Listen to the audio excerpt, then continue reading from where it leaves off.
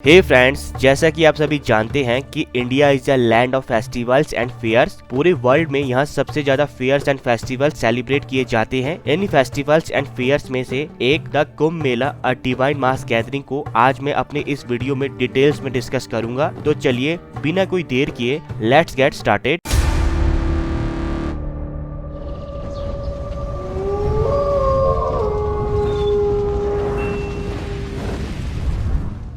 कुंभ मेला हम हिंदुओं का मेन रिलीजियस फेस्टिवल है, जिसे 12 साल की साइकिल में 4 पवित्र नदियों के तट पर मनाया जाता है।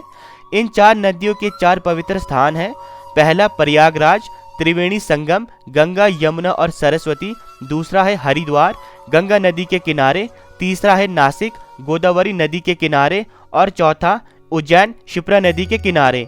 इस मेले में ह्यूमन सोसाइटी के हर सेक्शन के लोग बढ़ चढ़कर हिस्सा लेते हैं।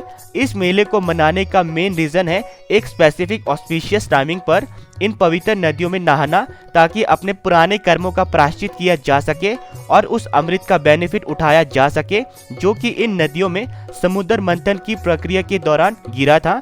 जी हाँ, आपने बिल्कुल सही सुना, समुद्र मंथन की प्रक्रिया, जिसमें अमृत के साथ साथ और भी बहुत सी चीजें बाहर निकल कर आई थी। दरअसल हुआ यूं कि ऋषि दुर्वासा के श्राप के कारण सभी देवताओं को अपनी शक्तियों से हाथ धोना पड़ा, जिसका लाभ उठाकर असुरों ने देवताओं पर आक्रमण कर दिया। असुरों से बचने के लिए सभी देवता भगवान श्री विष्णु के पास चले गए और उनसे इस स्थिति से बचने एवं अपनी खोई हुई शक्तियों को वापस पाने का समाधान मांगने लगे। प्रभु श्री विष्णु ने देवताओं को समुद्र मंथन की प्रक्रिया के विषय में बताया। उन्होंने देवताओं से कहा कि वे क्षीर सागर में मंदार पर्वत को मदानी एवं वासुकी नाग को रस्सी बनाकर समुद्र मंथन की प्रक्रिया करें, जिससे उन्हें अमृत की प्राप्ति होगी। उस अमृत की सहायता से सभी देवता अपनी खोई हुई शक्तियां एवं अमरता को प्राप्त कर सकते थे। परंतु समुद्र मंथन की प्रक्रिया को अकेले देवता पूरा नहीं कर सकते थे। इसके लिए उन्हें असुरों की भी आवश्यकता थी।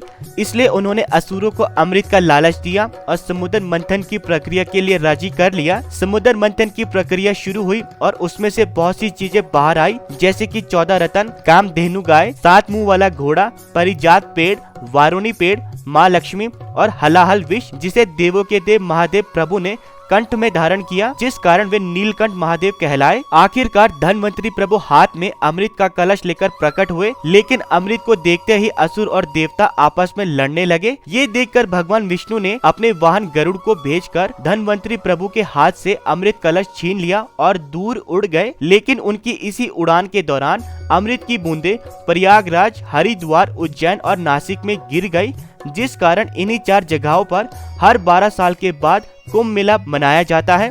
अमृत के लिए देवताओं और असुरों के बीच 12 दिन तक युद्ध हुआ, क्योंकि देवताओं का एक दिन मनुष्य के 1 साल के बराबर होता है। इसलिए कुंभ मेला 12 दिन के कारण 12 साल बाद मनाया जाता है। कुंभ मेला अलग अलग तरह का है, जैसे पूर्ण कुंभ मेला। यह मेला इलाहाबाद में हर 12 साल बाद आयोजित किया जाता है। पिछली बार पूर्ण कुंभ मेले का आयोजन 2013 में हुआ था।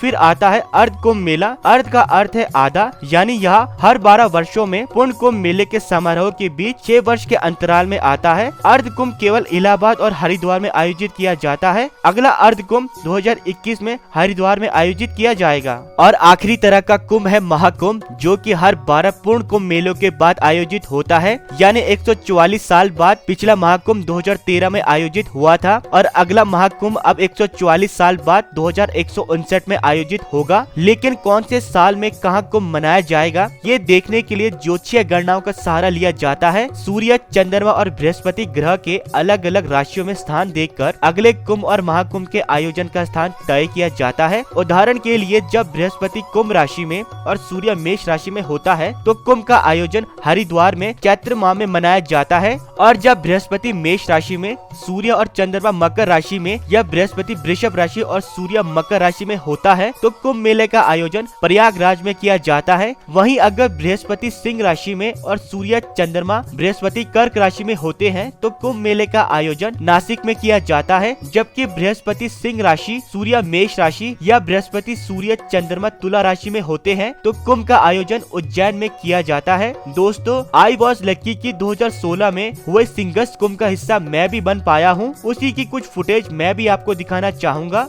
मैं यहाँ अपने गुरुजी के साथ गया था।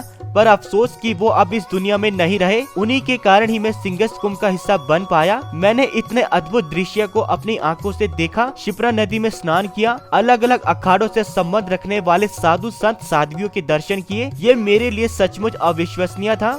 दोस्तों, इस वीडियो में मैंने आपके साथ कुंभ के ऊपर डिटेल्ड इंफॉर्मेशन शेयर की। अगली वीडियो में मैं आपको कुंभ से संबंध रखने वाले अलग अलग अखाड़े और उनके अलग अलग साधु संत और साध्वियों से आपको इंट्रोड्यूस करवाऊंगा।